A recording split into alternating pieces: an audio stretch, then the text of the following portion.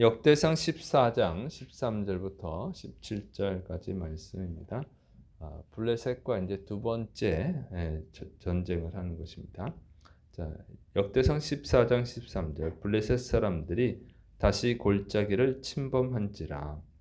다윗을 공격했던 블레셋이 1차 전투에서 패배하고 도망갔죠. 도망갔는데 다시 2차 침공을 한 거예요. 그러니까 1차 때보다 더 많은 병력을 데리고 오고 또 더 많은 작전을 잘 짜고 그다음에 좋은 무기들을 가지고 왔겠죠. 자, 1차에 실패했기 때문에 2차는 더 많은 준비를 했어요. 2차로 침공을 한 거죠. 그래서 여기서 우리가 알아야 되는 것은 뭐냐면은 사탄은 약한 것들은 절대로 이렇게 한 번 패배했다고 해서 이제 포기하지 않는다는 거예요. 한 번, 두 번 하는 게 아니라 계속 공격하는 거죠. 그래서 성경은 마귀에게 틈을 주지 말라 그랬어요. 에베소 4장 27절에 마귀에게 틈을 주지 말라 그런 거예요. 그러니까 항상 기회를 노리고 있다가 공격을 하는 것이죠. 그래서 인생에 많은 시험을 당하는 거예요. 여러 번 어려움들이 찾아오죠.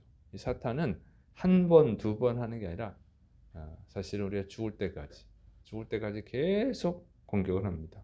그래서 빈틈을 보이면 안 돼요. 항상 언제든지 사탄이 공격하면 물리칠 수 있는 준비를 하고 있어야 된다고 하는 것이죠. 그래서 가장 기본적으로 해야 되는 게 말씀과 기도죠. 말씀과 기도로 잘 준비를 해야 됩니다. 그리고 세상 일도 마찬가지죠. 세상 일도 잘 준비해야지. 인생의 어려움을 한번 겪어서 어려움을 통과했다고 해서 또 다시 어려움이 안 오는 게 아니에요. 항상 그렇다고. 거기 근데 다 사탄이 배어 있으니까는 항상 준비를 잘 해야 됩니다. 자, 두 번째는 이제 하나님께서 작전을 가르쳐 주시는 거예요. 역대상 14장 14절부터 15절. 다윗이 또 하나님께 묻자온데 하나님이 이르시되 마주 올라가지 말고 그들 뒤로 돌아 뽕나무 숲을 맞은편에서 그들을 기습하되 뽕나무 꼭대기에서 걸음 걷는 소리가 들리거든 곧 나가서 싸우라. 너보다 하나님이 앞서 나아가서 블레셋 사람들의 군대를 치리라 하신지라. 블레셋이 이제 두 번째 침공을 했는데 다윗이 하나님께 또 물어본 거예요. 하나님 어떻게 할까요? 그랬더니 하나님이 작전을 가르쳐 주시죠. 그래서 블레셋을 정면으로 공격하지 말라 하는 거예요.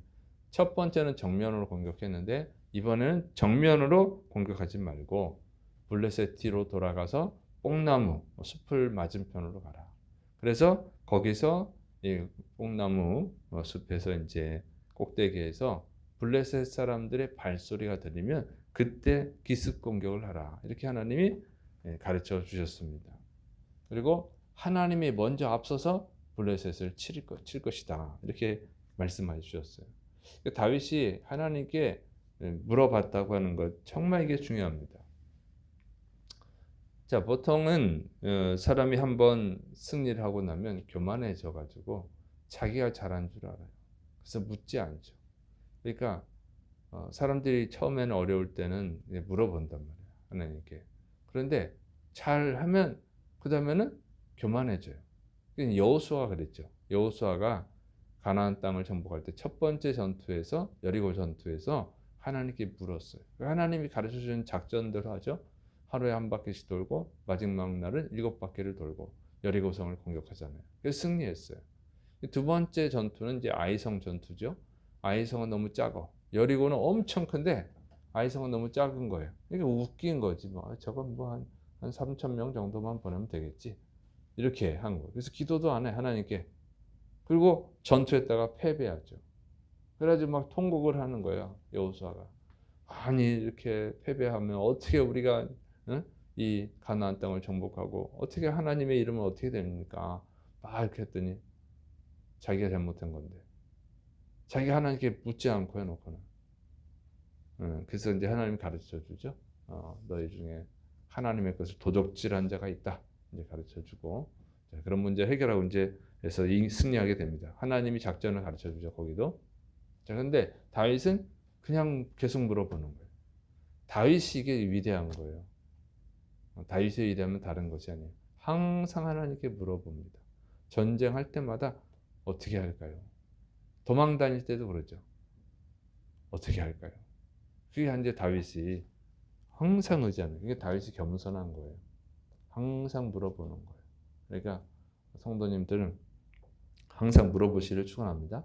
근데 이제 성도님들이 물어보는 게 그런다니까. 자기가 하기 싫은데 목사님이 하지 말라고 할 것 같은 건 물어봐. 그리고 목사님이 하지 말라고 그랬어. 이렇게 남한테 핑계 댈 때 그런 분들이 있어. 보니까 그렇게 하고 또 하고 싶은데 목사님이 하지 말라고 할 것 같은 거는 이제 안 물어보고, 뻔히 안 물어봐야 하지 말라고 그럴 거니까 자기가 해버리고 이렇게 하더라고. 그래서 이제 목회를 한 30년 해보니까 그래요. 그런 분들이 있어. 근데 그러면은 안 돼요. 그거는 하나님이 싫어해. 그래서 항상 물어야지. 항상. 그래서 항상 묻는다고 하는 것은 다윗이 항상 겸손했다고 하는 거예요. 내 능력으로 싸워서 이기는 게 아니다. 하나님의 능력으로 이긴다. 이게 이제 다윗의 믿음이죠. 그래서 항상 물어보는 거예요. 그래서 조금 잘하면 사람은 보통은 교만해집니다. 그래서 안 물어봐. 근데 다윗은 항상 물어봤다고 하는 거예요. 그래서 항상 물어봐야 돼요. 항상 기도해야 되고, 항상 주님을 의지해야 될 줄을 믿으시 바랍니다. 자, 그래서 하나님의 작전대로 했어요. 그랬더니 승리하죠. 역대상 14장 16절부터 17절. 이에 다윗이 하나님의 명령대로 행하여 블레셋 사람들의 군대를 쳐서 기브온에서부터 게셀까지 이르렀더니 다윗의 명성이 온 세상에 퍼졌고 여호와님께서 모든 이방 민족으로 그를 두려워하게 하셨더라. 자, 하나님의 작전 명령대로 했더니 이겼다는 거예요. 그러니까 블레셋이 당황하죠. 숨어 있다가 기습 공격했으니까 얼마나 당황했겠어요. 그런데 당시 이제 군사력으로 보면 블레셋이 훨씬 강하죠. 다윗은 이제 온 이스라엘 왕이 되었을 뿐이에요. 바로 직후거든요. 그러니까 다윗의 군사력은 사실은 약한데 승리할 수 있었던 것은 다윗이 하나님의 작전대로 한 것도 있지만 하나님이 먼저 앞서서 블레셋을 공격했다고 하는 것이죠. 천사를 통해서 공격을 한 거예요. 그래서 하나님께 묻는 자에게 주시는 은혜가 뭐냐면 하나님이 도와주시는 거예요. 우리의 힘으로 어떻게 이기겠어요? 사람의 힘으로는 이길 수 없는 일들이 많다고. 하나님이 도와주시는 거 이기죠. 삼손이 엄청나게 강한 힘이 있었죠. 그 삼손의 힘이 아니라 하나님이 삼손에게 주신 힘이죠. 그래서 하나님의 말씀에 순종하고 살아갈 때, 하나님을 의지하고 살아갈 때 하나님이 도와주시는 거예요. 너희 힘만으로 하라 그런 것이 아니라 하나님이 도와주시는 거예요. 근데 하나님께 묻지 않고 자기 힘만으로 살아가려고 하면 네 힘으로만 살아가봐. 그러면 지는 거예요.